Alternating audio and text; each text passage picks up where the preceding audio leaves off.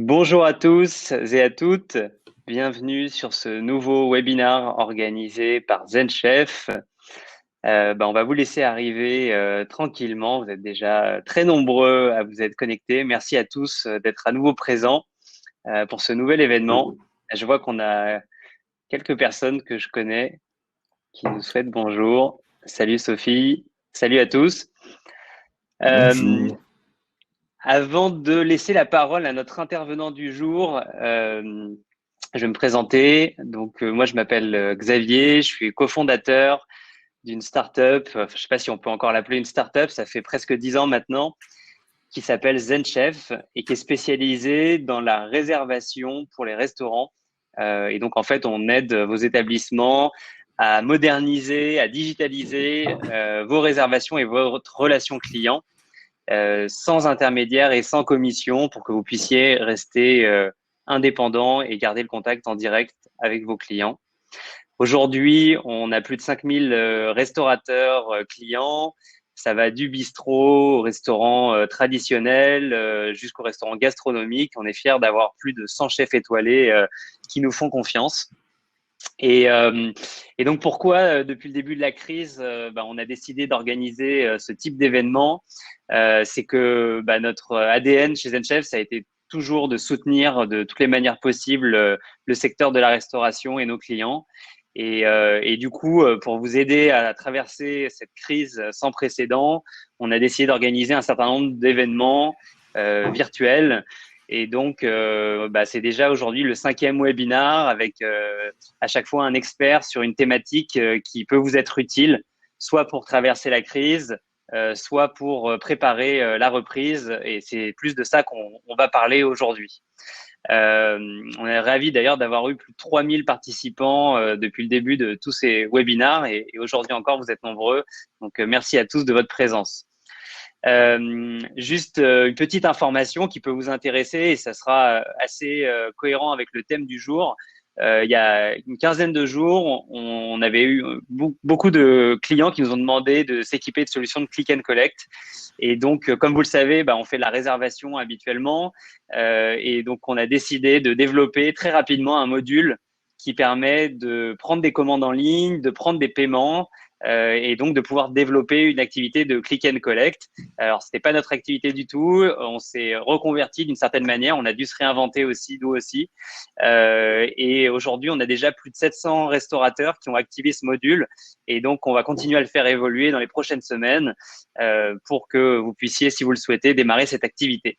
Voilà. Donc, si vous avez la moindre question, que ce soit au sujet du click and collect de ZenChef ou autre, ou de ces événements, vous pouvez me contacter à mon adresse qui est visible sur la gauche, xavier@zenchef.com. Voilà pour la minute présentation et je vais dès maintenant laisser la parole à notre intervenant du jour, Léo, que je connais un petit peu puisqu'il se trouve que Léo a été un collaborateur de ZenChef, regretté, qui est pendant près d'1 an et demi et qui a maintenant monté sa boîte et il va vous en parler, qui s'appelle La Réserve. Donc Léo, si tu veux bien te présenter, à toi la parole. Yes. Eh ben déjà bonjour à tous. Merci Xavier de m'accueillir pour ce webinaire. Ça fait chaud au cœur, ça fait plaisir. Du coup, très simplement, donc effectivement, moi il y a un peu plus de 2 ans, j'ai monté une agence qui s'appelle La Réserve. On est une petite équipe. Notre métier, c'est monter des établissements. On est créateur de lieux de vie et de restauration. Notre activité, elle est principalement basée à Paris et ses alentours et dans les Alpes. Étant originaire des Alpes, ayant une affection particulière pour cet endroit, on a décidé de travailler à la fois à Paris et dans les Alpes. Si on doit résumer simplement qu'est-ce que l'on apporte aujourd'hui aux restaurateurs, donc là, vous pouvez voir simplement 2-3 exemples d'établissements dont on s'est occupé. Notre métier, c'est vraiment de monter des établissements de A à Z aux côtés d'entrepreneurs, de l'idée jusqu'au premier mois d'exploitation. Ça, c'était l'objectif de départ. Et puis petit à petit, notre activité, elle s'est un petit peu clarifiée. Et aujourd'hui, on a finalement 3 briques qui sont assez distinctes. La première qui est l'accompagnement et le conseil. Donc, on accompagne à la fois des restaurateurs en activité et des porteurs de projets dans le montage d'un business culinaire sain. On pratique aussi effectivement la mise en relation, l'objectif étant de faire matcher un porteur de projet ou une marque de restaurant avec une opportunité immobilière, et ça on le fait surtout dans les Alpes. Et notre troisième activité qui est le montage de projets en propre. Donc là, on monte des établissements en association avec des porteurs de projets. On met à disposition finalement notre savoir-faire, notre réseau pour faire de l'ouverture un succès et pour rendre le business pérenne. Mais au-delà de ces activités, un peu comme tout le monde ici, on a dû s'adapter pendant cette période de confinement et on a décidé au départ déjà de venir en aide à tous les restaurateurs qui nous contactaient en agrégeant un certain nombre d'informations, surtout au début du confinement, concernant les financements, le PGE, comment se comporter avec son bailleur. On a essayé de collecter pas mal d'infos. On a été en contact avec les gros syndicats pour essayer de relayer un maximum d'informations aux restaurateurs, mais pas que. On s'est aussi engagé aux côtés d'autres acteurs de la food. On a monté un collectif qui s'appelle le Collectif Solidaire. L'objectif était de répondre aux besoins de nourrir les soignants. Ce qui est assez dingue, c'est de se dire qu'en quelques jours, il y a des dizaines de chefs parisiens qui ont manifesté leurs intérêts pour rejoindre le mouvement. Et aujourd'hui, après plus d'un mois, on livre 40 hôpitaux. Il y a une cagnotte qui a explosé avec plus de 53 000 donateurs, plus de 66 000 repas livrés, plus de 150 chefs et une centaine de bénévoles. Alors bien entendu, je suis pas tout seul dans cette histoire. On est aujourd'hui beaucoup, mais voilà, je voulais simplement parler de cette initiative. Peut-être qu'on a des chefs qui œuvrent pour le collectif qui sont là à nous écouter. Donc, si c'est le cas, je vous fais coucou à tous. Léo, il y a une question. Qui finance la matière première sur cette opération?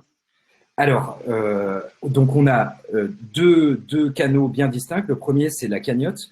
Je pourrais vous partager le lien avec grand plaisir. Donc, c'est une cagnotte où finalement, on peut y mettre de 5 à plusieurs milliers d'euros pour pouvoir financer la matière première qu'on va capter directement à Rungis. On a un gros partenariat avec le marché de Rungis. Et en plus de ça, on a des donations. Donc au départ, on a eu en réalité pas mal de donations de restaurateurs qui devaient vider leur frigo parce qu'ils ont été contraints de devoir fermer. Mais aujourd'hui, on a aussi pas mal de marques, que ce soit des marques qui sont orientées CHR ou que ce soit des marques de la grande distribution qui nous lèguent et qui nous font des donations de nourriture. Mais le gros de ce qui nous sert à cuisiner est acheté chaque jour à Rungis, bien entendu avec des tarifs solidaires. Et après, on a plein de petits producteurs aussi qui nous amènent des légumes, qui nous amènent parfois même de la viande. Voilà, en fait, c'est la cagnotte finance et les donations à côté. Voilà. Mais du coup, c'est pas vraiment le sujet du webinaire d'aujourd'hui. Assez parlé de nous, on va en venir à notre sujet. Donc, l'objectif de ce webinaire, il est simple, c'est comprendre les opportunités qui s'offrent à nous en tant que restaurateurs et surtout se poser les bonnes questions pour prendre la décision de se lancer ou non. On en entend beaucoup parler, il y a énormément de restaurateurs qui en parlent, que ce soit entre eux ou sur les groupes, voire même dans la communauté Zen Chef, on le voit, c'est un sujet qui est un peu sur toutes les bouches.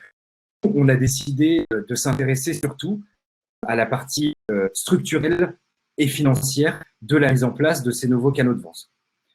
Donc, l'objectif, c'est d'aborder ce sujet de cette manière-là. Donc, on va rappeler un petit peu le contexte dans lequel nous sommes, essayer d'identifier les opportunités que vous avez aujourd'hui en tant que restaurateur, les éléments de décision qui vous permettent déjà de vous dire oui, je le peux, non, je ne le peux pas. Les objectifs à mettre en place à partir du moment où on attaque la mise en place du click and collect. Et salut Carola, pardon, excusez-moi. La mise en place des objectifs. Et ensuite, on va utiliser un exemple concret d'un restaurateur avec lequel on a travaillé pour le mettre en place pour que vous puissiez vous projeter là-dedans et comprendre d'un point de vue financier quel impact ça peut avoir aujourd'hui et quel impact ça aura demain sur votre business.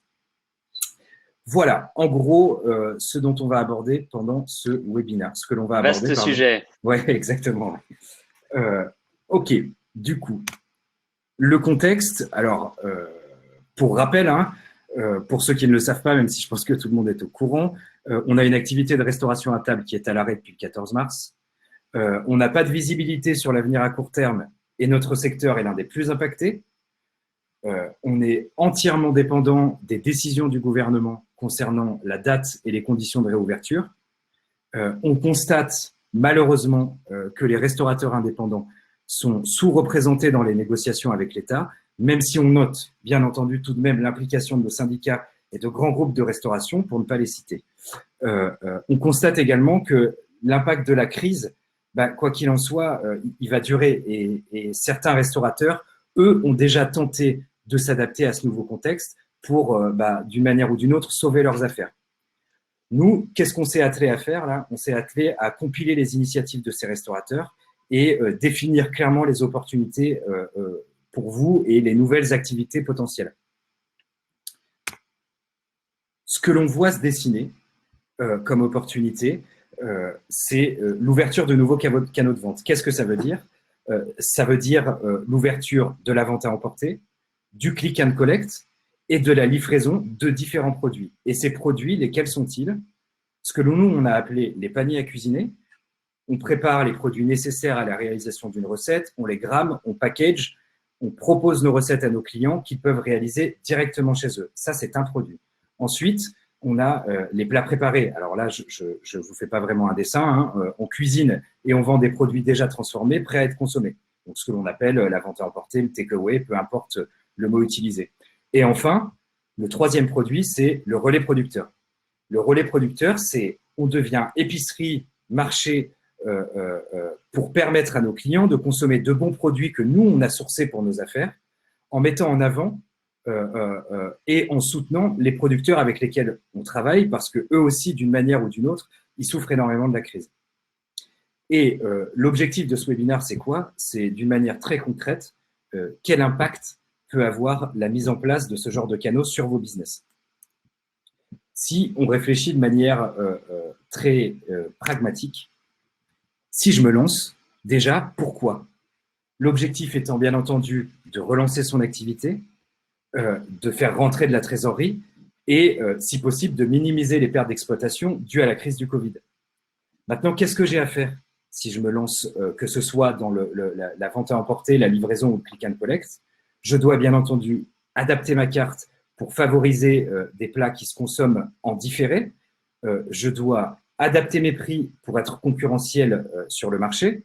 Je dois trouver des packaging et bien entendu négocier des tarifs intéressants sur très souvent des produits que je ne connais pas et des grilles tarifaires que je ne connais pas non plus. Je dois trouver un outil de vente en ligne qui va me permettre, lui, de booster mes ventes pour pouvoir mettre en place le click and collect. Et bien entendu, une partie extrêmement importante, je dois communiquer, que ce soit via les réseaux sociaux, via son site internet ou une simple communication en direct pour relancer mon activité. Maintenant, il y a des éléments opérationnels clés à prendre en compte que sont l'aménagement de son établissement. L'État nous a transmis un certain nombre de recommandations quant aux nouvelles normes sanitaires dues au Covid que l'on va devoir appliquer dans nos établissements. Donc, il s'agit vraiment d'aménager son restaurant en respectant les normes sanitaires indiquées par l'État. Et il faut également prendre en compte les coûts supplémentaires. Les coûts supplémentaires, quels sont-ils? Bien entendu, l'emballage et le packaging que l'on n'a pas habituellement. Lorsqu'on est restaurateur, ce que j'appelle traditionnel, qui fait de la vente directement à table. Bien entendu, le matériel de sécurité et d'hygiène, qui n'est pas négligeable, hein, il faut le savoir, et l'aménagement de son restaurant, qui parfois peut nécessiter des coûts supplémentaires. Ce qui est important de comprendre, c'est que chaque restaurateur a un modèle économique et des ratios qui lui sont propres. Là, il s'agit de poser à plat tous ces éléments pour définir si oui ou non cela peut être fait dans votre établissement. Il est clair que entre un restaurant 2 étoiles et une brasserie, les questions sont les mêmes, mais les réponses ne sont pas les mêmes. Nous, là, pour le coup, on a tenté de s'intéresser aux restaurateurs qui, eux, ont déjà passé le cap. Et on va rapidement en regarder quelques-uns pour essayer de comprendre comment, eux, ils ont mis en place leur nouveau canal de vente. Donc, prenons d'abord l'exemple d'Elmer. Elmer, donc, c'est un établissement parisien gastronomique qui s'adapte et du coup a mis en place il y a quelques jours, voire maintenant quelques semaines, le click and collect dans son établissement. C'est un établissement qui ouvre pendant la période de Covid 3 jours par semaine, qui propose la précommande via son site internet, via une adresse mail et via un numéro de téléphone, qui propose également de la livraison moyennant un coût supplémentaire, qui lui, pour le coup, cet établissement gère sa livraison en propre. Et ce que l'on voit, c'est que comment est-ce qu'ils communiquent? Ils communiquent énormément via leur compte Instagram, via aussi des campagnes d'email auprès de leurs clients. On voit également qu'ils changent leur carte toutes les 2 semaines et pour le coup, se sont adaptés en vendant des produits comme des sandwichs, des terrines, des plats dont le dressage peut être simplifié, mais la qualité est la même. Ce qui est important, c'est de comprendre que comment un établissement gastronomique a réussi à se réinventer pour garantir une expérience à la hauteur pour ses clients. Maintenant, on va s'intéresser à un autre restaurateur, Stéphane Jego, qui a fait beaucoup parler de lui ces dernières semaines parce qu'il est à l'initiative d'une pétition dont vous avez sûrement entendu parler sur le rôle des assureurs dans cette crise. Alors, ce n'est pas le débat du jour, on va plutôt s'intéresser à ce que le chef a mis en place pour essayer de survivre. Donc, La Mijan, pour rappel, c'est un établissement bistronomique parisien qui est assez renommé, qui se situe rive gauche et qui lui aussi a su s'adapter en mettant en place un système de click and collect dans son établissement. Lui ouvre 4 jours par semaine, uniquement le moyen de commander, c'est uniquement via le site internet, par mail et par téléphone. Il ne fait pas de livraison. Il fait uniquement donc, du click and collect et sa communication passe bien entendu par son site internet, mais aussi et surtout par Instagram. Eux, ils changent leur carte toutes les semaines et se sont encore une fois adaptés, non pas en packageant leurs produits différemment, mais en vendant leurs produits phares. Là où c'est intéressant, c'est que pour les Parisiens qui écoutent ce webinaire, on connaît tous le riz au lait de Stéphane Jego, on connaît tous ses terrines, et finalement, lui a choisi d'aller vers ses produits phares pour pouvoir essayer de capter une clientèle. En termes de communication, là où c'est intéressant, c'est Instagram à fond, le site internet avec un outil de click and collect avec le paiement qui est géré directement en ligne. Et sur Instagram, c'est beaucoup de stories qui poussent à la consommation, qui mettent en avant les produits. Et finalement, le discours est aussi citoyen, dans le sens où ce que le chef va prôner auprès de sa clientèle, c'est en venant consommer dans mon restaurant, vous faites un acte citoyen parce que derrière moi, restaurateur, il y a aussi des producteurs qui, eux, souffrent également de la crise. Donc, c'est finalement une stratégie de communication comme une autre, mais celle que le chef Stéphane Jego a choisi d'adopter. Ensuite, ici, on va s'intéresser à un établissement, un petit établissement italien dans le centre de Paris qui s'appelle Pastore, qui, lui, a choisi une solution différente. La solution qu'il propose, c'est un menu unique, dans le sens où, au lieu d'adapter sa carte, de choisir certains produits, c'est un menu unique avec un prix unique. Encore une fois, un système de click and collect. Eux, pour le coup, ont fait comme Elmer le choix de gérer une livraison en propre moyennant un coût supplémentaire. Ce qui est intéressant, c'est de se dire que finalement, via la livraison, Pastore, leur zone de chalandise, donc les gens qui peuvent toucher, est beaucoup plus grande. Dans le sens où aujourd'hui, à l'heure à laquelle on parle, on est tous confinés avec une obligation de ne pas se déplacer à plus d'1 kilomètre de chez soi. La livraison permet d'augmenter sa zone de chalandise pour les jours que nous sommes en train de vivre. Pour la suite, c'est une autre histoire. Eux aussi communiquent énormément via Instagram, un petit peu sur leur Facebook, mais on se rend compte que Instagram étant le canal principal utilisé par les restaurateurs pour communiquer là-dessus. Il est important pour moi aussi de préciser que les restaurateurs cités là sont des gens qui ont déjà une petite communauté. Ils sont suivis par des centaines, voire pour certains par quelques milliers de personnes. Donc, c'est là où ils ont une audience pour pouvoir aller capter leur clientèle. Maintenant, on va s'intéresser à un autre établissement qui est le Septime. Le Septime, donc, c'est un restaurant assez réputé à Paris et l'objectif pour moi d'utiliser l'exemple de cet établissement, c'est que on a beaucoup aimé chez La Réserve le fait que l'expérience que l'on vit dans cet établissement habituellement est assez particulière et ils ont cherché d'une manière ou d'une autre à faire en sorte que l'expérience proposée dans le resto, certes, soit différente de celle proposée chez soi, mais que ça soit pas simplement, produire de la nourriture et puis la consommer. Je prends l'exemple de leur produit, un de leurs best-sellers qui s'appelle la Clamatarte. Quand on la reçoit, on a notre fond de tarte et puis à côté, on a une crème et on doit s'exercer à faire le même dressage que le chef.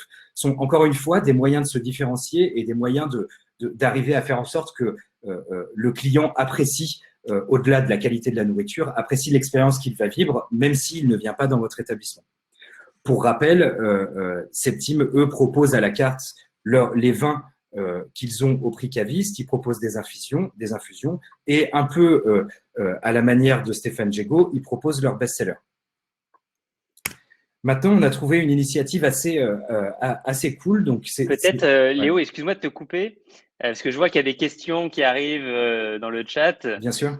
Comme les exemples que tu as pris sont principalement des établissements parisiens, oui. Est-ce que tout ce dont tu viens de parler s'applique également à des établissements en province, dans des plus petites villes, des villages?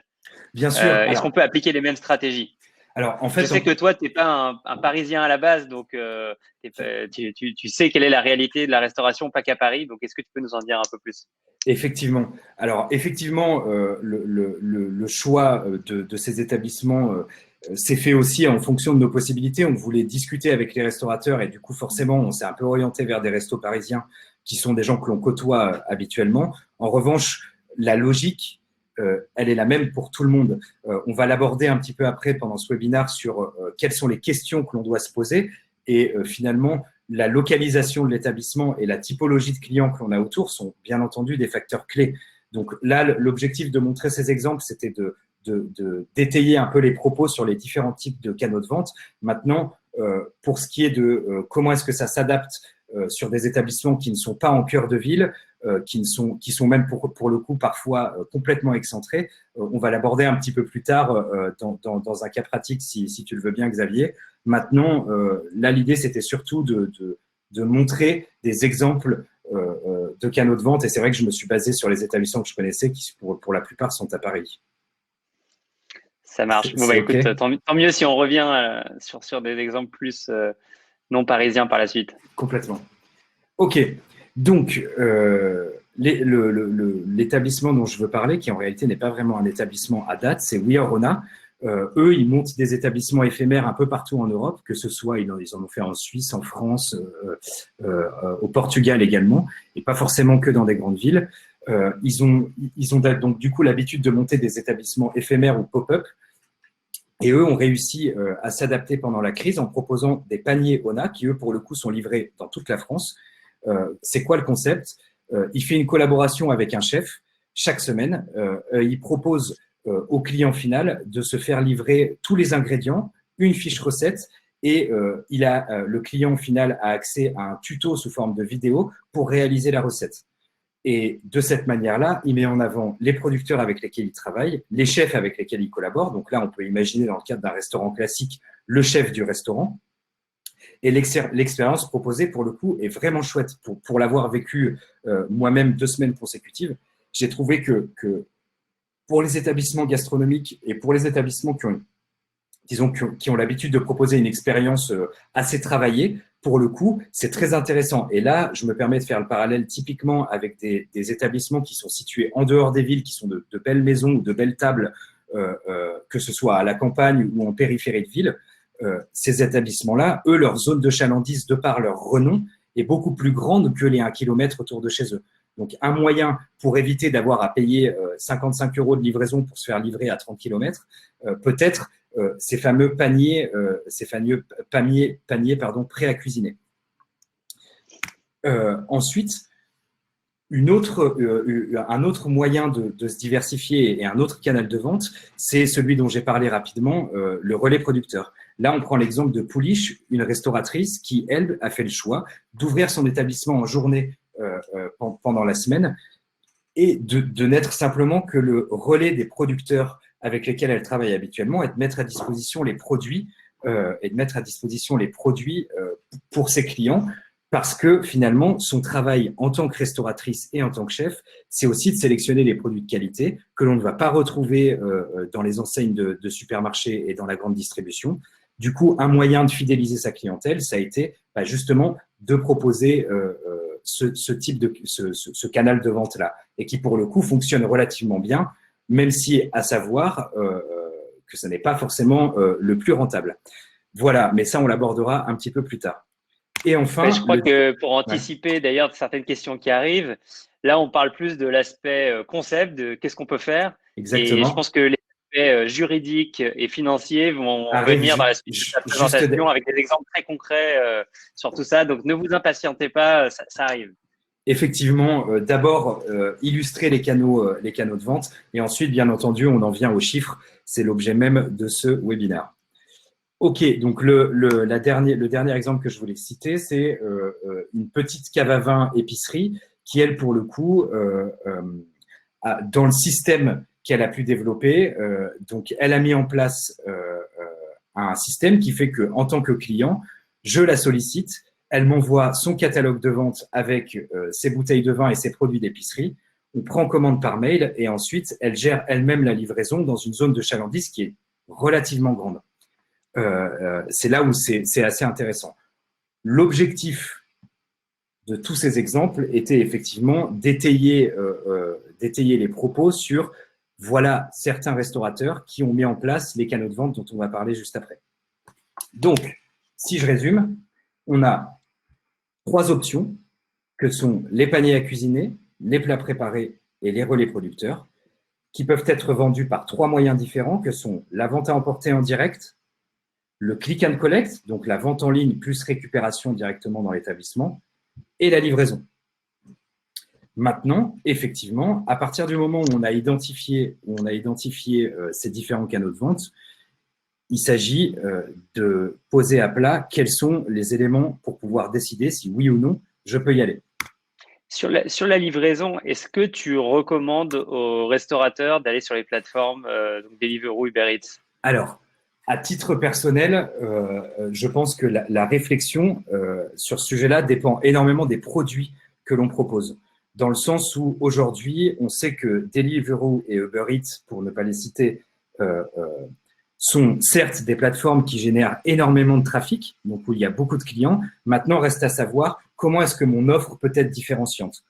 Comment est-ce que je suis capable de me positionner pour ne pas finalement tomber aux oubliettes sur ces plateformes-là.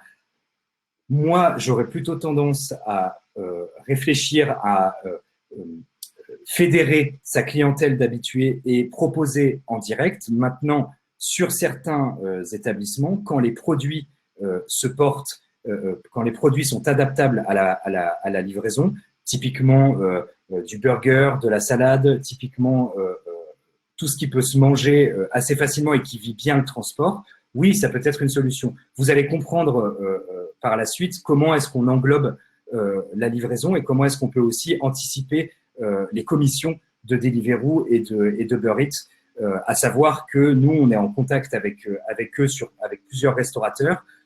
Même dans cette période de crise, il est parfois difficile d'aller négocier des commissions avec eux, et que moi, je pense qu'un restaurateur qui fait de la restauration traditionnelle et qui a une offre de départ qui n'est pas forcément adaptée à la livraison, s'il se prend 30 points de commission sur chacun de ses plats, n'a pas forcément intérêt à le faire. Maintenant, c'est une réflexion qu'il faut avoir dans son ensemble.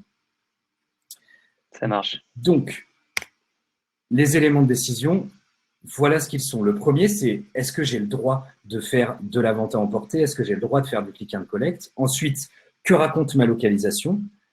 Ensuite, est-ce que mon offre fonctionne avec ceux ou ces services que je veux mettre en place? Et le dernier point qui est relativement important, est-ce que je peux assumer les coûts de mise en place? Est-ce que je peux réussir à absorber tous ces coûts dus on va dire, à la crise du Covid et à la santé financière de mon entreprise? Donc, Pour ça, on va utiliser l'exemple d'un restaurateur avec lequel on travaille pour étayer un petit peu nos propos. C'est un restaurateur qui est situé dans Paris, qui a une clientèle de bureaux et de voisinage, qui fait 150 repas par jour, qui a un ticket moyen de 27,50 € hors taxe, et donc qui fait un CA mensuel d'à peu près 87 000 €. Vous allez comprendre pourquoi est-ce qu'on utilise cet exemple. Il va vous permettre ça va me permettre à moi d'étayer mes propos et à vous de comprendre l'impact que ça a sur son business à lui. Donc, est-ce que j'ai le droit? Déjà, la première question à se poser, c'est celle-ci. Et finalement, la réponse numéro 1, elle est dans votre bail. Si dans votre bail, vous avez une clause qui vous interdit, ce qui arrive, qui vous interdit de faire de la vente à emporter, légalement, vous n'avez pas le droit, ce qui est assez logique. Maintenant, à situation exceptionnelle, décision exceptionnelle, on a des restaurateurs qui ont contacté leurs bailleurs, qui leur ont écrit en demandant de lever cette interdiction pendant la période du confinement, voire certains qui ont demandé à la lever jusqu'à la fin de l'année. Pour l'instant, j'essaie de calculer, je crois des 8 cas sur lesquels on a pu discuter. Les 8 personnes ont obtenu une autorisation temporaire de leur bailleur. Même si ça reste à la marge, la majorité des restaurateurs le peuvent. Le deuxième élément, c'est avec votre licence grande restauration, vous pouvez faire de la vente à emporter. Donc ça, c'est le premier élément. La première question qu'il faut se poser. Maintenant, ensuite, que raconte ma localisation? Et ça, c'est vraiment une partie qui est extrêmement importante, dans le sens où on va s'intéresser d'abord au type d'établissement. Est-ce que vous avez un établissement de destination? Est-ce que vous avez un établissement de passage? Est-ce que vous avez un établissement hybride? Et là, typiquement, on va s'intéresser aux restaurateurs au sens large. Il est clair que la réflexion entre une personne qui est située à 40 km du centre-ville de Bordeaux et quelqu'un qui est situé dans le 2e arrondissement à Paris n'ont pas les mêmes problématiques et ne doivent pas prendre le problème de la même manière. Ensuite, on va s'intéresser au type de client. Le type de client, est-ce que j'ai une clientèle d'affaires? Est-ce que j'ai une clientèle de particulier? Et ou alors est-ce que j'ai les deux? Typiquement, Pascal, ce fameux restaurateur, lui est situé en cœur de ville. Il a une clientèle le midi plutôt d'affaires avec les bureaux qui sont autour de son établissement. Et le soir, il a un hybride entre une petite clientèle d'affaires et une grosse clientèle de particuliers, que ce soit ou des gens de passage. Au-delà même du type de clientèle, si on a une clientèle d'affaires, on va s'intéresser au type d'entreprise, à la fois le type d'entreprise de ses clients et le type d'entreprise que l'on a à proximité de son établissement.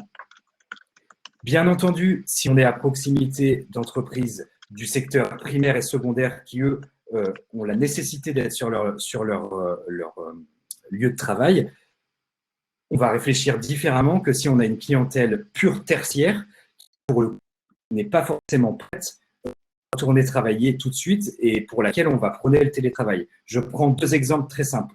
Je me situe dans une zone artisanale en périphérie de ville. J'ai avec moi des petites usines, j'ai des ateliers, des gens qui, pour travailler, sont obligés d'être présents sur leur lieu de travail. Dans ce cas-là, effectivement, je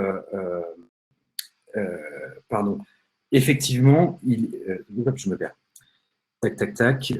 Donc, si vous avez des entreprises du secteur primaire et secondaire, là où c'est intéressant, c'est que l'ouverture de la vente à emporter a du sens dans le sens où vous allez avoir des gens du flux humain, des gens qui travaillent physiquement dans ces établissements. À l'inverse, je vais à La Défense, je vais dans le centre de Bordeaux, je vais dans le centre de Toulouse. Là, on a plutôt des entreprises du tertiaire.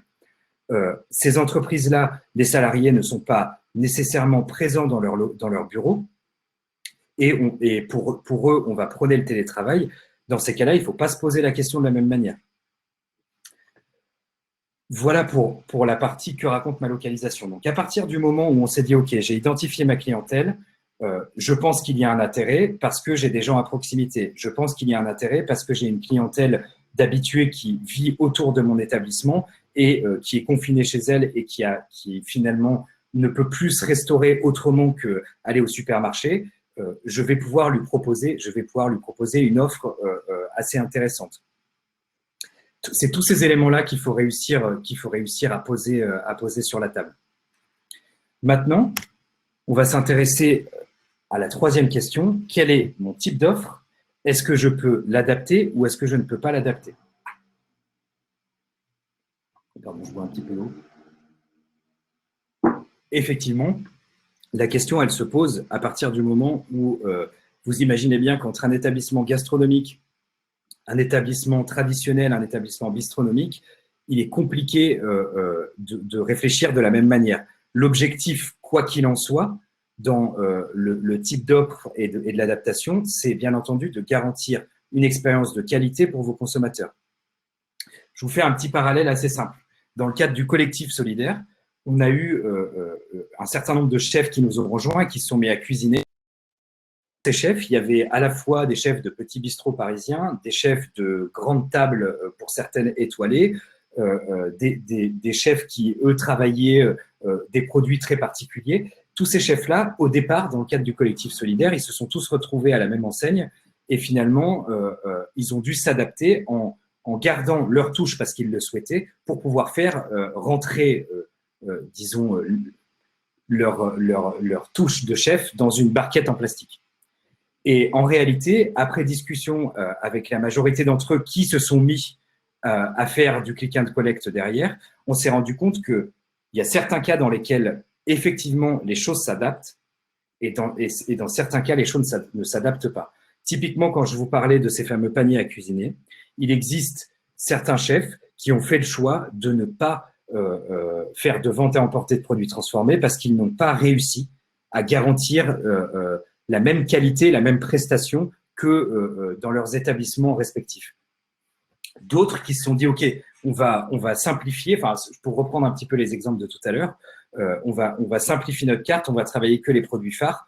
Et ce qui est assez dingue, c'est qu'on a même vu des restaurateurs qui ont testé de cuisiner, de mettre en boîte, et puis qui ont attendu 15-20 minutes, voire parfois 1 heure, avant de goûter pour essayer de voir ce que ça donnait dans la réalité, leurs produits. Et ça, vraiment, moi, j'insiste là-dessus. C'est-à-dire que un restaurateur bistronomique qui finalement va choisir des plats, disons, du quotidien, un burger un peu twisté, une salade un peu sympa, qui finalement se prête à la livraison parce que déjà les clients en ont l'habitude.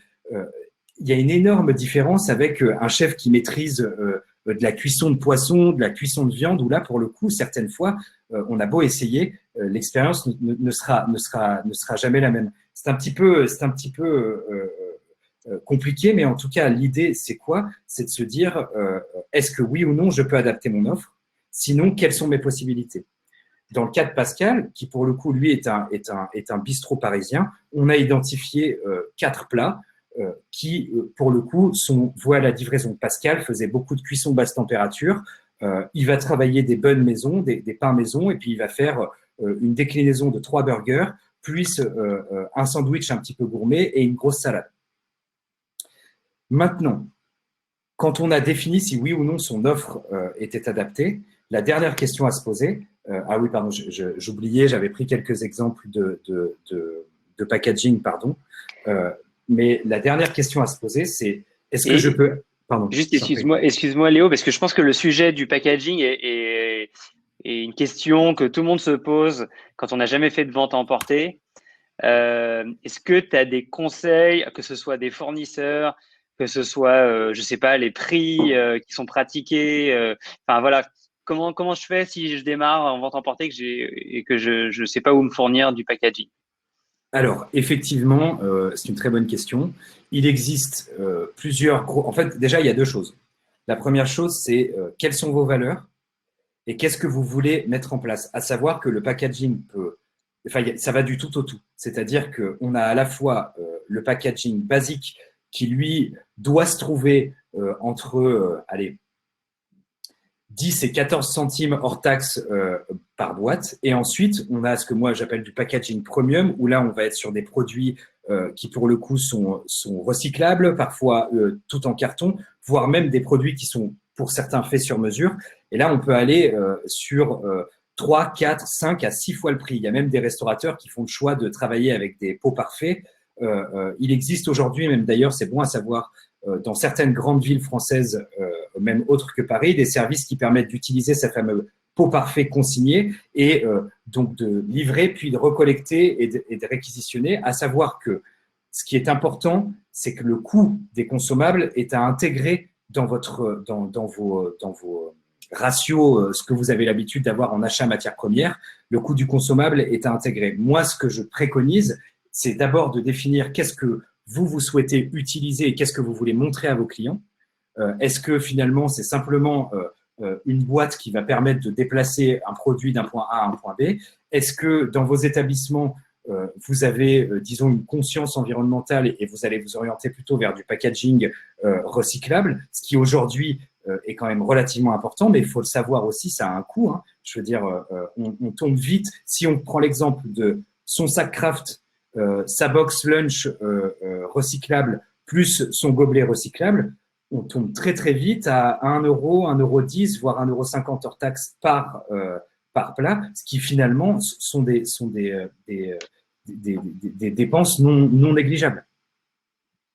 Alors, pour information, je ne donnerai pas là à l'oral des noms de fournisseurs de packaging. En revanche, il n'y a aucun problème pour que derrière, je vous fasse une petite liste de ceux avec lesquels nous, on a déjà soit collaboré directement, soit qu'on nous a recommandé également. Ça, il n'y a aucun souci. Qui permet d'aller un peu dans toutes les gammes. Mais retenez que, à minima, si on compte sac plus boîte plus couvert, on va être facilement à 30-35 centimes hors taxe par vente, et qu'on peut vite, même très vite, si on part sur des produits un peu plus haut de gamme, tomber sur du 1,50, 2,50, voire pour certains encore plus, 5 € par vente. Pardon. Ok. Ensuite, donc, le dernier élément dont je parlais, non négligeable, c'est cette partie-là. Est-ce que je peux assumer les coûts de mise en place? C'est-à-dire, on sait que certains restaurateurs étaient déjà en difficulté à cause des grèves, à cause des gilets jaunes. Enfin, on sait que c'est une activité qui n'a pas été épargnée ces derniers mois, même ces dernières années, on peut le dire. Et en réalité, ce qui est assez terrible dans cette histoire, c'est que certains restaurateurs ont vécu le début de la crise Covid déjà dans une situation qui était assez complexe. La réalité, c'est qu'à un moment, il faut essayer de se poser les bonnes questions. Est-ce que vous pouvez repasser commande auprès de vos fournisseurs? Est-ce que vous pouvez réembaucher certains de vos salariés et les repasser du chômage partiel à une activité? Est-ce que vous allez pouvoir supporter un premier mois à refaire des dépenses? Est-ce que potentiellement vos fournisseurs vont pouvoir vous faire un décalage de paiement sur ce type de vente-là? C'est toutes les questions qu'il faut bien valider pour ne pas, si vous êtes déjà en grande difficulté, vous retrouver complètement à court d'ici quelques semaines si vous décidez de mettre en place ce genre de vente. Mais tout le calcul économique que l'on va faire derrière, toute la partie financière, vous allez pouvoir vous poser la question et surtout essayer de le faire directement pour pouvoir savoir si oui ou non c'est possible pour vous. Ok, donc concrètement, on s'est intéressé à ces 4 premières questions qui pour moi sont extrêmement importantes pour savoir si oui ou non c'est intéressant. Maintenant, il s'agit de définir les objectifs de cette opération. Et finalement, l'objectif, c'est quoi? L'objectif premier, il est extrêmement simple. Générer du chiffre d'affaires en période de crise. Ok, on a décidé, ça a été longuement réfléchi chez nous, de mettre un chiffre, de dire ok, aujourd'hui, qu'est-ce qu'on va chercher? Qu'est-ce que les restaurateurs qui l'ont mis en place nous ont donné comme chiffre par rapport à leur chiffre d'affaires habituel? Pour rappel, je m'adresse là actuellement à des restaurateurs traditionnels qui ne font pas de vente à emporter habituellement, qui ne font pas de click and collect et qui ne font pas de livraison. Des restaurateurs qui font que de la vente sur place et de la restauration à table. La moyenne, elle veut tout et rien dire, mais on a décidé de la mettre quand même, dans le sens où on a des restaurateurs qui, d'un côté, ont mal évalué au départ leur zone de chalandise et le fait que, en période de confinement que l'on est en train de vivre aujourd'hui, ils allaient avoir peu de clients. Et à l'inverse, on en a d'autres qui ont eu de très belles surprises. En tout cas, ce qui est sûr, c'est que dans les chiffres que l'on a récupérés, on va chercher 15 à 30% de son chiffre d'affaires habituel. Mais finalement, ça va de pair avec une réflexion au global sur le coût que ça va avoir. Et c'est ça ce que l'on va regarder ensemble juste après, enfin, ce que l'on va attaquer à regarder ensemble. Pour rappel, notre exemple, Pascal, le restaurateur que l'on a choisi de mettre en avant aujourd'hui. Donc, pour Pascal, suite à la réponse à toutes les questions que l'on s'est posées auparavant, on a décidé de mettre en place les 3 canaux de vente suivants: les plats préparés, les paniers à cuisiner. Et étant donné que Pascal est dans un quartier où il a quand même une clientèle particulière, il a décidé de faire relais producteur. Donc, dans un premier temps, on va s'intéresser à la situation de Pascal. Les chiffres très concrets. Le seuil de rentabilité, habituellement, donc en période normale, le seuil de rentabilité de Pascal, il est de 70 000 euros. Il a une masse salariale chargée de 37 700 euros, ses coûts d'achat matières premières de 22 000 et ses coûts fixes qui comprennent son loyer, ses prêts en cours, ses leasings de 10 800 euros. Maintenant, nous, qu'est-ce que l'on a fait? On a calculé son seuil de rentabilité moyen pendant la période Covid. Et l'objectif de cette intervention, c'est de vous expliquer comment est-ce qu'on l'a calculé. Donc, le seuil de rentabilité Covid, on adapte à la situation. Et dans les slides suivantes, vous allez comprendre comment est-ce qu'on a adapté sa masse salariale, on a adapté ses coûts variables. Et dans cet exemple-là, on n'a pas adapté les coûts fixes, étant donné que dans le cas de Pascal, il n'a pas obtenu ce qu'il demandait au départ.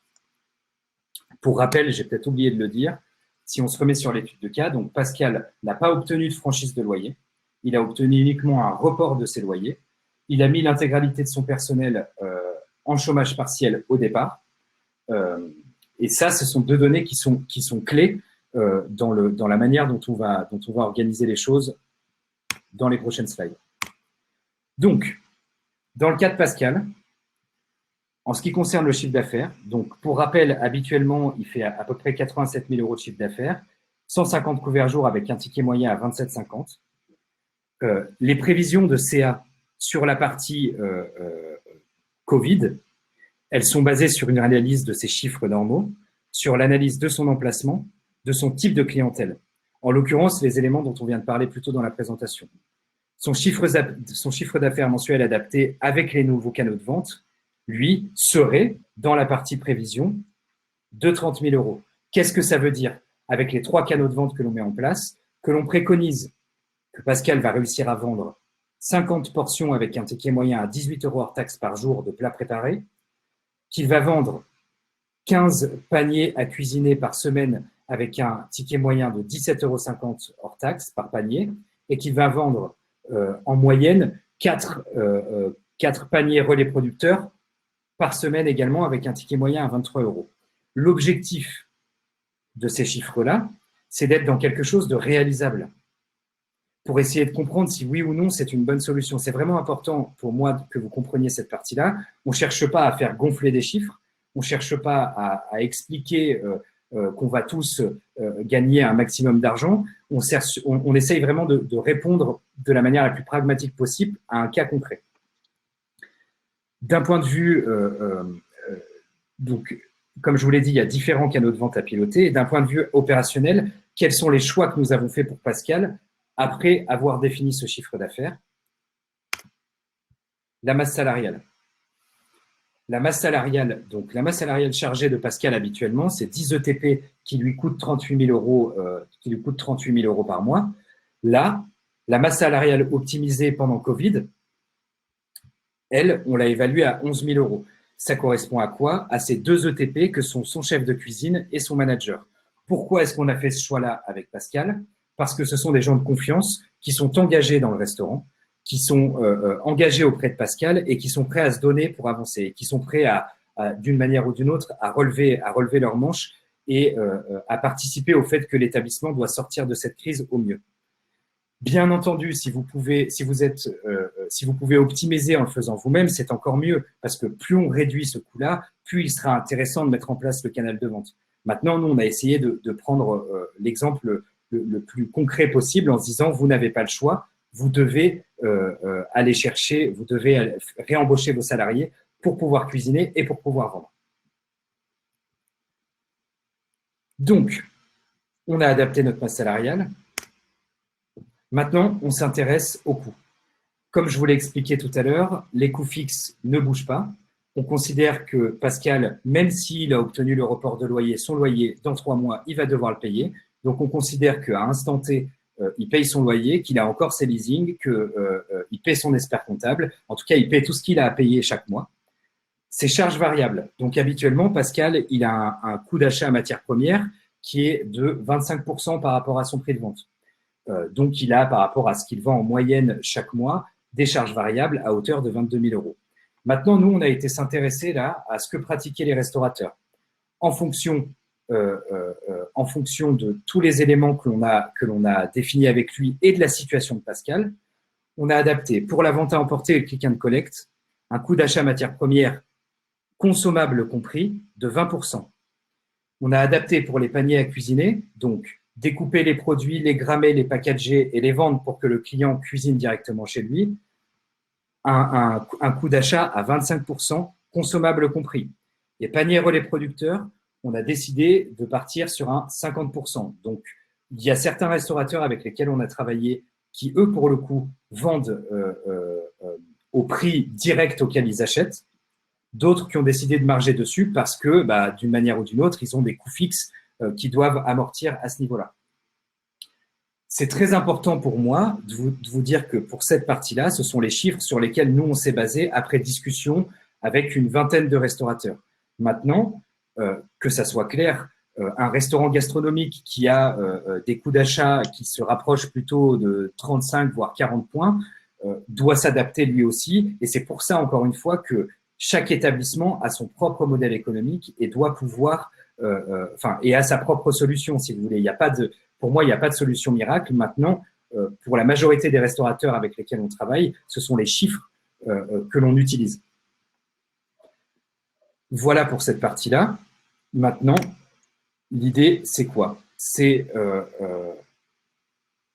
y a la vision à instant T et il y a la vision sur l'année 2020. Mettre en place de nouveaux canaux de vente aujourd'hui, ça a un impact effectivement sur votre trésorerie et sur votre chiffre d'affaires de ce mois-ci, mais ça a aussi un impact potentiellement sur toute l'année qui vient. Je m'explique. En gros,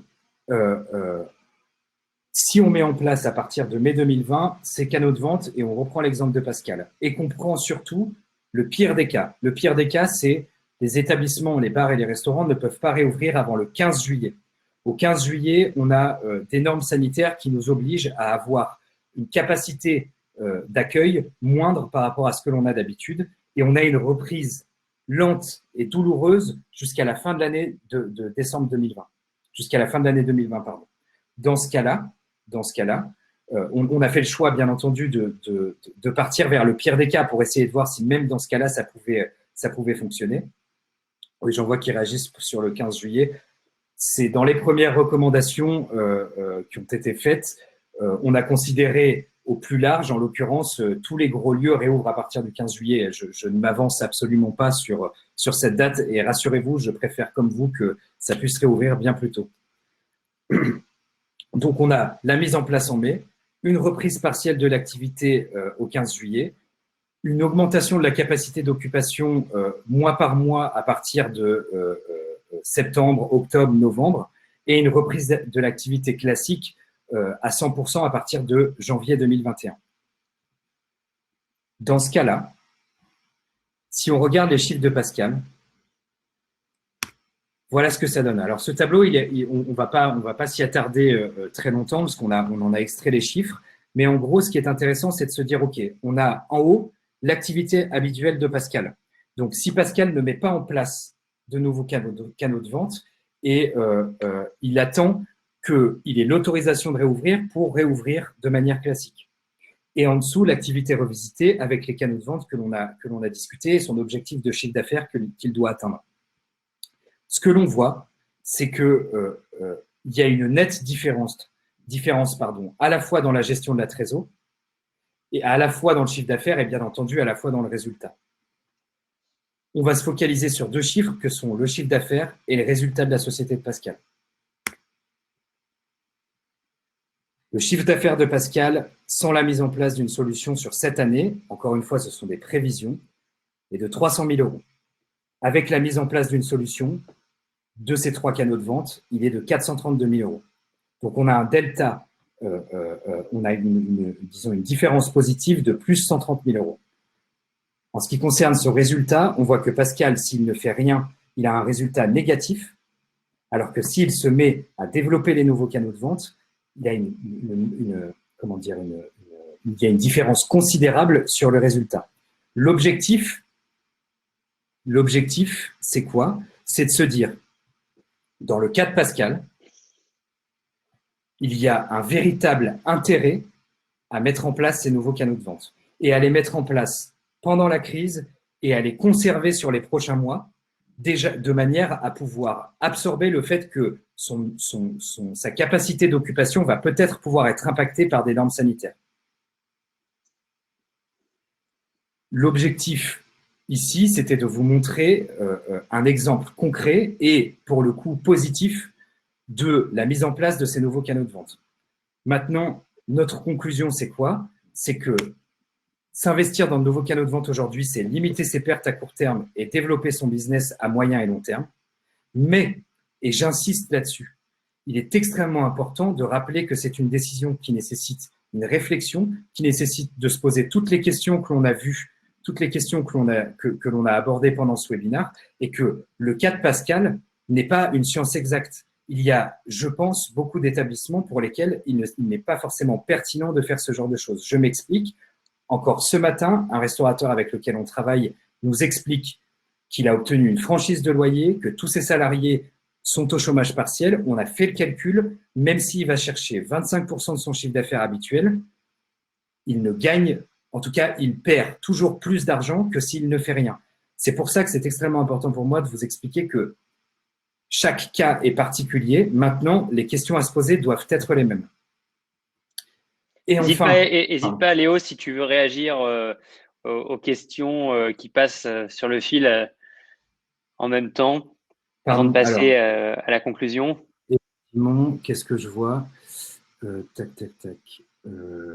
Réadapter la masse salariale en fonction de l'augmentation progressive du CA. Oui, bien entendu, pardon, j'ai pas expliqué cette partie-là. Donc, la masse salariale, donc si on prend l'activité habituelle, en gros, on considère que Pascal, il réaugmente au fur et à mesure sa masse salariale en fonction de sa capacité d'occupation et de la reprise du business. Pour ce qui est de l'activité revisitée, étant donné qu'il y a la mise en place de nouveaux canaux de vente, forcément la masse salariale est plus élevée parce qu'on a besoin de plus de salariés pour pouvoir produire plus. Mais quoi qu'il en soit, la masse salariale est adaptée jusqu'à la fin de l'année 2020. Voilà pour cette partie-là. Romain, 100% en janvier, tu es optimiste? Perso, LCA 2020. Printemps 2021, c'était pas encore ça. Effectivement, cette analyse, elle est, quoi qu'il en soit, déjà challengeable. Nous, on a fait le choix de partir sur quelque chose de, pour nous, qu'on imagine pessimiste, parce qu'on a des taux d'occupation qui sont au mois d'août de 50%, au mois de septembre de 50%, au mois d'octobre de 70%, au mois de novembre de 70% et au mois de décembre de 80%. C'est des chiffres sur lesquels on essaie de se baser pour imaginer le pire des cas. Alors, a priori, Romain, tu imagines qu'il y a encore des cas encore pires. Je l'espère pas, mais effectivement, c'est peut-être vrai. Alors, tac.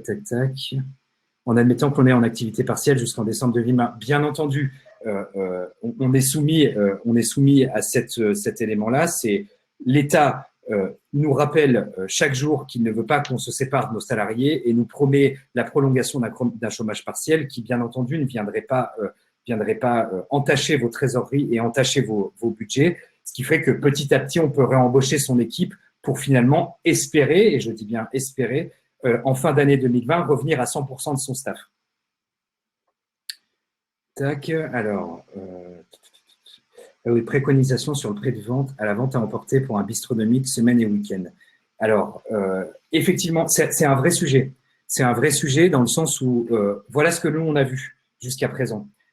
On a vu qu'il y a des restaurateurs qui adaptent leur prix, enfin qui n'adaptent pas leur prix, c'est-à-dire qu'ils vendent au prix auquel ils vendent dans leurs établissements, en justifiant la relation avec leurs producteurs, en justifiant le fait qu'ils sont dans la merde, pardon, qu'ils sont dans une situation assez délicate. Personnellement, voilà ce que moi je préconise. Si vous mettez en place du click and collect et de la vente à emporter, je ne parle pas de livraison, hein. La vente à emporter et click and collect, et que vous avez un établissement qui travaille ses dressages, qui travaille avec des producteurs, qui a des valeurs qu'il souhaite, qu'il a mis en place, et surtout des produits de bonne qualité, je vous conseille d'investir dans un packaging de qualité pour proposer une expérience certes différente de celle que vous proposez dans votre resto, mais une expérience de qualité quand même, et de conserver au maximum les prix habituels, c'est-à-dire de baisser au grand maximum de 15% vos prix, dans le sens où finalement, ça vous permettra de vous y retrouver dans vos marges. Encore une fois, c'est pour répondre à la question sur un établissement bistronomique. Réintégration progressive vers la masse salariale, en supposant que le chômage partiel, bien entendu.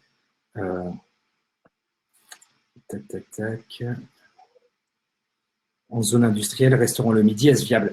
Alors, effectivement, comme j'expliquais tout à l'heure, la localisation de l'établissement en dit beaucoup. Effectivement, si autour de vous, vous avez des entreprises du secteur primaire et du secteur secondaire qui sont obligées de revenir bosser tous les midis, ces gens-là, il faut qu'ils déjeunent. Et effectivement, comment expliquer ça? Il y a pour moi énormément de données qui doivent rentrer dans cette décision, mais les principales sont: est-ce qu'il y a des flux de personnes à côté de mon établissement? Est-ce que je vais pouvoir capter de la clientèle de par le fait que je suis ouvert et de par le fait que je mets en place de la vente à emporter? Et ensuite, il y a tous les supports de communication derrière. Léo, comme il y a aussi dans l'onglet questions, je vais me permettre de te poser les questions qui sont revenues le plus souvent. Alors, sur les recommandations de packaging personnalisé, etc., je pense que tu l'as dit tout à l'heure, mais pour ceux qui auraient loupé, donc tu pourras envoyer une liste aux participants du webinar avec quelques fournisseurs que tu connais. Exactement. Sur la réglementation spécifique pour les plats cuisinés, la vente à emporter, tu as parlé du bail. Est-ce qu'il y a autre chose?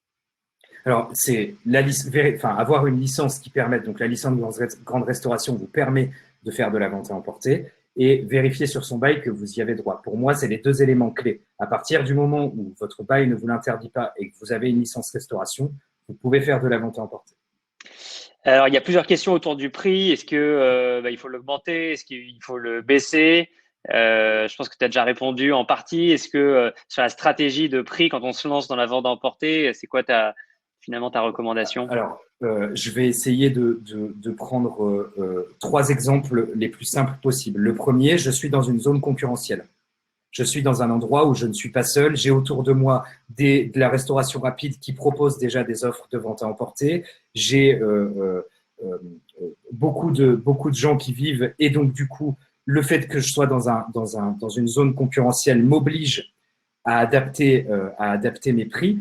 Maintenant, que ça soit clair, le calcul, il est mathématique. C'est-à-dire qu'il ne faut pas aller casser vos marges sous prétexte d'aller chercher un peu de CA. Il faut que cette opération, elle soit intelligente. Et alors, je ne peux pas utiliser le terme lucratif parce que c'est faux, mais il faut que vous rentriez dans vos frais. C'est-à-dire que si votre seuil de rentabilité vous demande avec des prix plus bas, vous demande d'aller chercher un chiffre d'affaires que vous n'atteindrez jamais, ça ne vaut pas le coup. Ma recommandation, elle est plutôt: comment est-ce que je vais réussir à mettre en avant la qualité de mes produits? Comment est-ce que je vais réussir à justifier le fait que je préconise les mêmes prix que dans mon restaurant classique? Typiquement, voilà. Ouais. Il y a peut-être, pour avancer, il y a une question de Maud. Comment créer une communication efficace dans un contexte où nous sommes saturés d'emails en cette période? Pour les restaurateurs qui ne disposent pas de TMS avec un fichier client, comment procéder? C'est une très bonne question. C'est une très bonne question à laquelle la réponse est complexe également, dans le sens où c'est sûr que pour un restaurateur qui a une grosse communauté puis qui a un gros fichier client, ça sera toujours plus facile. En revanche, pour ceux qui se sont lancés il n'y a pas longtemps ou qui n'ont pas une marque très forte, effectivement, encore une fois, faut mettre l'énergie et potentiellement les investissements financiers au bon endroit. Ça peut passer par de la campagne sponsorisée sur les réseaux sociaux, ça peut passer par de la campagne sponsorisée directement sur Google, qui est à manier avec beaucoup de précautions, j'entends. Hein, c'est pas aussi simple qu'il n'y paraît sur le papier. Maintenant, après, il y a aussi la communication physique. Et elle, c'est sûr que si vous êtes dans une zone où il y a zéro passage, ça ne sert à rien. En revanche, si vous êtes dans un quartier où vous avez beaucoup de gens qui vivent, la communication physique, surtout si vous êtes un petit établissement, peut être une bonne opportunité. Ensuite, j'ai vu aussi sur ce genre d'établissement des restaurateurs qui repassent dans quelque chose de très old school. Eh ben, c'est du flying, hein, c'est des petits mots potentiellement avec un flash code qu'on va aller mettre dans les boîtes aux lettres. C'est travailler ses réseaux sociaux, ça c'est pour la base. Et ensuite, il y a un élément qui est important, c'est le discours. Moi, aujourd'hui, je préconise auprès des restaurateurs ce que j'appelle un discours citoyen. Si vous voulez, le but n'étant pas de se plaindre auprès de vos clients en vous disant ça va pas, je dois payer plein de trucs, je suis dans la panade. Non, pas du tout. En revanche, c'est de dire mon métier à moi, c'est de sélectionner des bons produits, de les transformer et de vous proposer un moment de bonheur. Je ne peux plus le faire normalement. En revanche, j'ai décidé de m'adapter à ce concept, à ce contexte, pardon. Et ce que je vous propose là, si vous venez consommer chez moi, c'est un acte citoyen parce que finalement, c'est une chaîne alternative. Au lieu d'aller dans la grande distribution et de nourrir la grande distribution qui, ne nous cachons pas, s'en met plein les fouilles en ce moment, bah, vous allez travailler avec des réseaux de producteurs, vous faites travailler des agriculteurs français, vous faites travailler des entreprises françaises. Il y a une justesse dans ce discours qui est à adapter, bien entendu, en fonction de chacun de vos établissements. Mais ce que l'on a vu, c'est qu'aujourd'hui, ce discours-là, il prend auprès des clients. Ça n'est pas un acte solidaire, c'est un acte citoyen. Voilà. Ce matin, j'entendais dans un webinaire que, en fait, même avant le Covid, la vente à emporter, entre 2018 et 2025, ceux qui font des études de prévision avaient prévu que ça allait doubler et que là, du coup, ça allait être encore plus rapide. Donc finalement, c'est peut-être le moment pour chacun, même ceux qui n'avaient pas prévu forcément de le faire, de s'y mettre et de commencer, même si on n'a pas encore développé sa communauté et sa communication autour de cette activité. Il est pas trop tard pour le faire parce que finalement, le confinement n'est pas terminé et le vrai démarrage de l'activité de vente emportée, il va être à partir du 11 mai. Exactement, exactement. C'est important de se dire, voilà. En fait, si vous voulez, moi, j'imagine un peu ça, de manière la plus schématique possible, comme un vase communicant, comme des vases communicants. C'est-à-dire, l'idée, c'est quoi? C'est aujourd'hui, on vous prive de votre activité principale, qui est faire à manger dans votre établissement, servir vos clients. Vous avez l'opportunité de trouver une alternative pour continuer à fédérer vos clients, à gagner en visibilité et à faire travailler vos fournisseurs. L'idée de se projeter sur les prochains mois jusqu'à la fin de l'année, voire plus, c'est de se dire, OK, aujourd'hui, avec l'adaptation de mon chiffre d'affaires, la vente à emporter va prendre quasiment tout ce que je peux réaliser en chiffre d'affaires. À partir du moment où je réouvre, les vases vont se rééquilibrer et puis mon métier de base, qui est de servir les clients dans mon établissement et de leur proposer une expérience qui me correspond, va reprendre toute sa place. Sauf que à la fin, ce que vous aurez gagné potentiellement, c'est de nouveaux canaux de vente. C'est pour moi extrêmement important. C'est aussi, et ça vient de pair avec l'impact positif, la dernière slide que je voulais vous partager, c'est au-delà du côté financier, quel impact positif le fait d'ouvrir des nouveaux canaux de vente peut avoir pour vous. Et les impacts positifs qu'on identifie, c'est la visibilité de votre établissement dans les prochaines semaines et dans les mois à venir sur vos réseaux sociaux, par mail si vous bénéficiez d'un petit fichier client, et dans la réalité, c'est un impact positif également sur l'acquisition de nouveaux clients grâce à ces nouveaux canaux de vente. Potentiellement, vous allez pouvoir toucher des gens que vous ne touchiez pas jusqu'à présent, des gens qui vivent autour de vos établissements et qui n'avaient jamais passé le cap chez vous. Vous allez montrer, exemple très simple, j'avais un restaurateur hier au téléphone qui n'est pas à Paris mais qui est à Bordeaux, qui lui me disait, je vois énormément de gens qui s'arrêtent, qui voient qu'on est en train de s'affairer dans l'établissement, qui s'arrêtent, qui sont des gens du quartier que je n'avais jamais vu rentrer dans mon établissement. Alors, je suis pas en train de vous vendre un truc en vous disant c'est l'idylle, c'est pas ça. Je pense que vous avez bien compris dans le cadre de la présentation que je vous dis pas que c'est la solution à tous vos problèmes. En revanche, ça a un intérêt. Il faut se poser les bonnes questions, mais ça a un intérêt. Et le dernier point positif, c'est sur la relation que vous avez avec vos producteurs et les fournisseurs en les soutenant également comme vous le pouvez. Voilà. Merci Léo pour ta présentation. On a respecté à peu près le timing. Est-ce que tu voulais rajouter peut-être un dernier mot en conclusion? Euh, euh, Enfin, je sais pas, la- parce que je crois que tu avais une dernière slide, il me semble, avec Oui, un oui, petit récap, mais on a peut-être déjà fait le tour. Euh, exactement. je pense que là, on a quand même beaucoup parlé aussi du sujet du moment, qui est comment faire pour mettre en place ces canaux de vente alternatifs. Et dans quelques temps, on l'espère le plus tôt possible, ou en tout cas dans les meilleures conditions, la question de la reprise, de l'accueil des clients va se poser et comment ça va se passer au-delà de toutes les normes d'hygiène. Et ce sera aussi l'objet d'un prochain webinar sur comment finalement réadapter l'expérience client quand on pourra à nouveau accueillir du public. Et je pense que Léo aussi, tu partageras à travers les réseaux sociaux de la réserve des conseils sur ce sujet-là également. Bien sûr, bien sûr. Euh, euh, il y a énormément de choses. Enfin, disons, la première chose que j'ai envie de dire, déjà, c'est courage. C'est courage à tous, que vous soyez, peu importe votre situation, c'est courage parce que ce qu'on est en train de vivre, c'est une situation complètement inédite qui nous demande à tous de nous réinventer, de sortir de nos zones de confort, qui finalement anéantit un petit peu les prévisions qu'on avait à faire sur cette année. Mais la réalité, c'est euh, on va y arriver. On va y arriver. Chacun doit prendre le temps de se poser les bonnes questions. C'est extrêmement important pour moi. En tout cas, nous, on s'affaire à la réserve à essayer de se poser les bonnes questions et à essayer d'accompagner nos clients aussi pour que derrière, ils s'en sortent tout simplement. Et n'hésitez pas, effectivement, sur Instagram, sur Facebook, on repartage pas mal d'informations, pas mal de nos analyses aussi. On a créé une toolbox pour les restaurateurs qui agrège toutes les informations qu'on a reçues dans le cadre du Covid. On met à disposition énormément d'outils et d'infos si elles peuvent vous Juste, servir. où est-ce qu'on peut te suivre? Donc, au-delà, on tape, j'imagine, la réserve sur les réseaux sociaux. Et Et donc, il y a un site. Agence La Réserve sur Instagram, sur Facebook et sur LinkedIn. Le site est en cours de construction. Il arrivera, si tout se passe bien, à la moitié du mois de juin pour présenter un peu notre activité. Et surtout, n'hésitez pas à nous contacter si vous souhaitez aller un petit peu plus loin dans la réflexion et comprendre économiquement parlant comment est-ce que vous allez pouvoir appréhender tout ça. C'est ce que l'on fait au quotidien en ce moment avec un sacré paquet de restaurateurs. Voilà. Merci Léo pour cette note positive. Pour terminer, je sais de quoi tu parles parce que il se trouve que quand on s'est rencontrés, tu travaillais encore dans un restaurant et que tu en as géré plusieurs. Donc, c'est pas juste du conseil, mais c'est aussi l'expérience de restaurateurs qui parlent. Donc, n'hésitez pas à suivre ce que fait la réserve pour d'autres conseils. Et puis, côté webinaire ZChef, on va bien sûr continuer. Je pense qu'on va même continuer après la fin du confinement.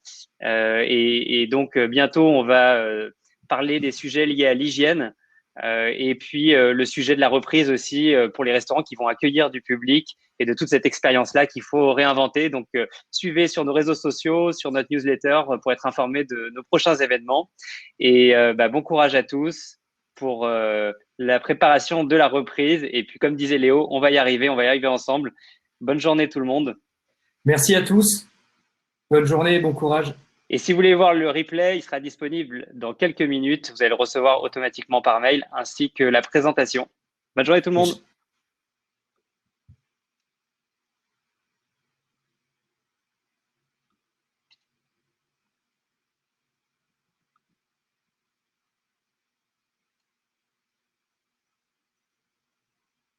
T'as cuté la Xav? C'est en cours, mais ça prend un petit peu de temps à chaque fois.